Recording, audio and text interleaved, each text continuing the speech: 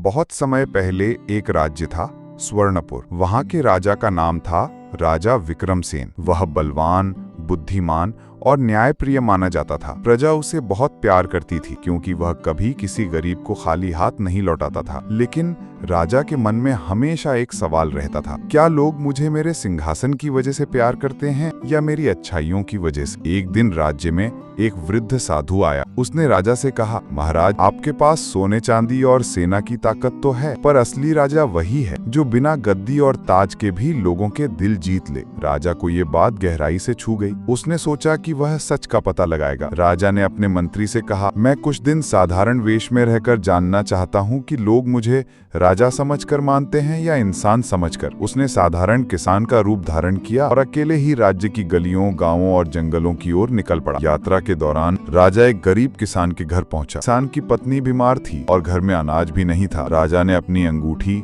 जो उसने गुप्त रूप से रखी थी, बेचकर उस किसान की मदद की। किसान ने रोते हुए कहा, भाई, तू तो भगवान का भेजा हुआ दूत है। राजा को पहली बार एहसास हुआ कि बिना राजा की पहचान के भी लोग उसे प्यार कर रहे हैं। आगे बढ़ते हुए जंगल में राजा का सामना डाकुओं से हुआ। उन्होंने उसका रास्ता रोका। राजा ने बहादुरी से उनसे कहा, अगर तुम लोग लूटोगे तो डर लोगे, अगर तुम मेहनत करोगे तो गर्व करोगे। उसकी हिम्मत देखकर डाकुओं ने उसे छोड़ दिया और एक ने तो यहाँ तक कह दिया कि भाई, तू सच में नेता बनने लायक है। एक गांव में दो भाइयों की जमीन को लेकर झगड़ा हो रहा था। राजा ने बड़ी समझदारी से फैसला किया और दोनों की जमीन बराबर बांट दी। लोग बोले, ये आदमी तो बिल्कुल राजा जैसा न्याय करता है। राजा को गर्व भी हुआ और संतोष भी। कई दिन बाद राजा राजधानी लौट आया। वहाँ उसने सुना कि उसके बिना मंत्री राज्य चला रहा था, लेकिन कई गलत फैसले लिए। जनता परेशान थी और दरबार में लोग शिकायतें लेकर खड़े थे। राजा ने अपने असली रूप में वापसी की और न्याय किया, लेकिन अब उसके मन से संशय मिट चुका था। उसे पता था कि प्रजा उसकी दयालुता और न्यायप्रियता के कारण ही उससे प्रेम करती है, सिर्फ ताज और सिंहासन की वजह से नहीं। दरबार में राजा ने घोषणा की, राजा का असली सामर्थ्य उसकी सेना, धन